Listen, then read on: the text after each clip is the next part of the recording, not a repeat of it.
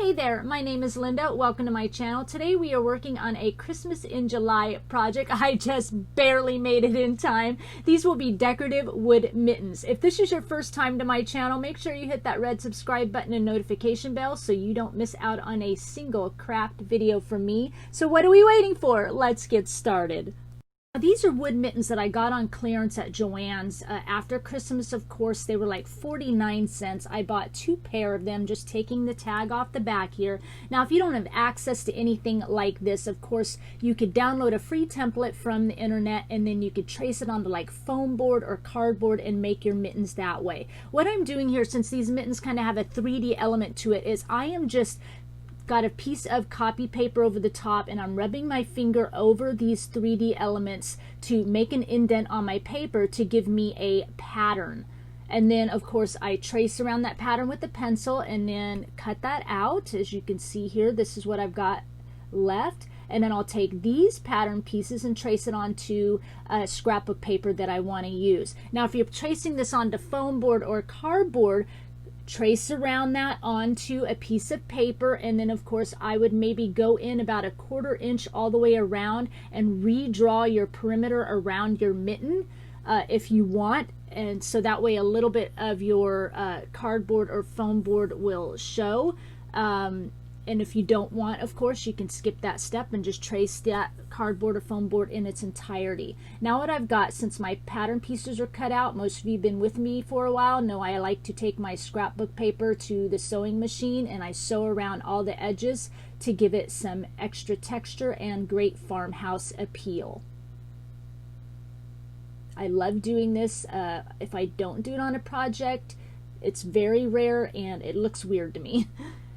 Now what I'm doing is painting around the perimeter in this magnolia white, and you can see I'm painting the back, the sides, and you can see how I did it on the front. So if you want to do the same technique to your cardboard or your foam board, you'll do the same thing. Paint the back so it covers that cardboard or foam board up, and how many times can I say those 2 words, and then paint around the perimeter on the front if you want a little bit of the edging to show, like we talked about earlier, if you cut your paper a little bit shorter around that perimeter.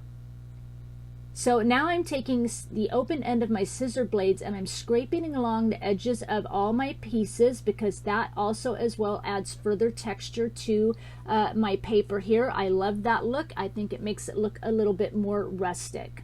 While I'm working on this, I just wanted to discuss for a minute. I know at the beginning of the video I did show some pictures of some blue mittens, wooden mittens, and we're not going to be working on those today because it is the exact same process of this, but I just kind of wanted to show you how they came out, and I will show them to you again at the end as well. Now this is a tag I just printed off my computer from my Microsoft Publisher program. If you don't have that option, of course you can do a search for free Christmas tags and download one, print your own onto cardstock, cut it out. Simple, easy. You can write your own cute little word on some tags. You can use stickers. You can use rub-on transfers, that you could buy at like Dollar Tree, anything like that.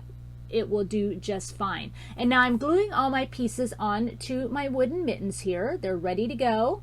We're going to look at some supplies. I've got some muslin here ready, about 1 inch by about 15-16 inches. I've got some burlap type ribbon here. I've got some greenery, some twine, some quilting thread. I've got some sisal here. I've got a really tiny wood slice. You can get those slices at like Hobby Lobby. Some pine cones. I think I got those at Dollar Tree. Just some little berries and pine cones off of a pick. This little rusty star garland I got at Hobby Lobby, but I don't know if you can get that anymore. So you can find these like 1 inch stars on like eBay or Etsy. I've got some rusty bells here, some pipberry garland, red and white twine from Hobby Lobby, a cute snowflake from Dollar Tree. Really anything will work. Just kind of pull your supplies out and find some odds and ends you like to use. So I'm taking this fabric, and since it's like a muslin, it's really easy to kind of pull the threads around the edge and kind of fray all the ends. And so that's what I'm doing here, because I want my ribbon to look really rustic. And actually this ribbon's probably about 24 inches, although I know I don't use that much, but I will usually cut a longer length so I have enough to work with, and then just cut off what I don't need. Cutting off extra threads here.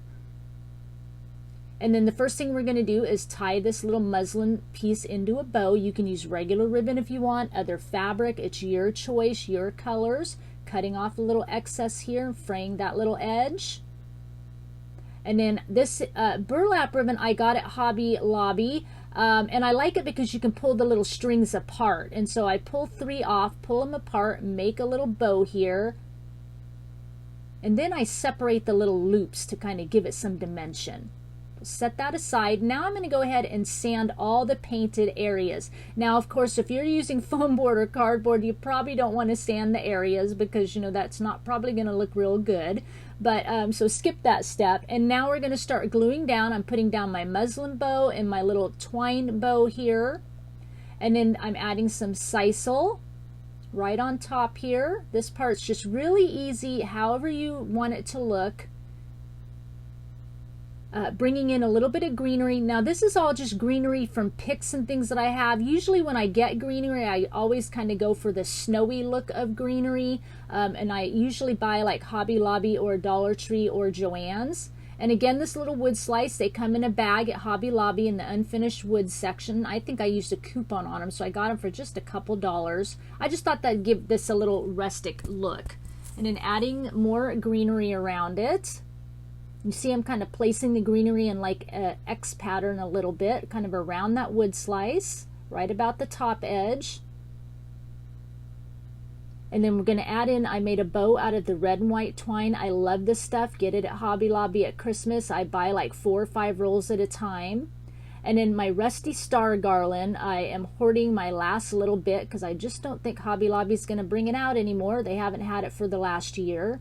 But again, you can buy those rusty stars if you want. I get them off eBay, and you just do a search for like 1-inch rusty stars, or you can look on like Etsy, that kind of thing, because you could just kind of glue in a little tip. Now I'm gluing in a tip into like the greenery, gluing on some of the pine cones. Again, these were pine cones I got last year at Dollar Tree. I love the size of them, and I bought like 4 or 5 bags of them. They're perfect. I bought plain ones and these kind of snowy looking ones. Getting this all arranged how I like it, using Beacon Fabric Tack Glue as usual. Got my bells kind of where I think I want them, so now I'm going to go ahead and glue those in. Little rusty bells. I buy these by the ton as well, I think. Just really filling in all the spaces.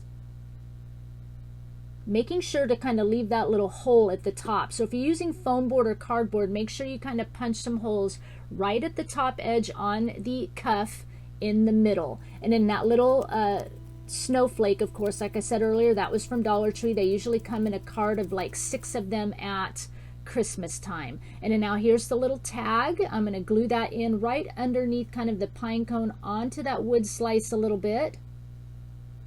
We're just about finished with this project, nice and easy.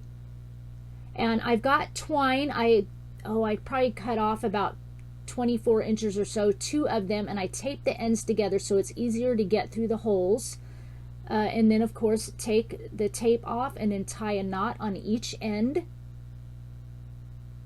And I'm using some pliers here to pull it nice and tight. I'll do the same on this side. Take the tape off, tie a little knot, and use little long needle nose pliers to pull it really nice and tight. Off camera, I laid the top mitten on the bottom mitten so that I knew how far I wanted it to lay off, and then I drew a pencil line where I could know where to put my glue because I'm going to overlap these mittens.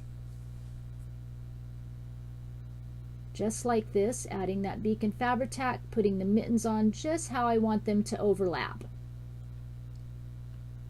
This is how it looks on the back, of course, and then I'm taking that twine and just a little ways up, tying a big knot to keep it close together.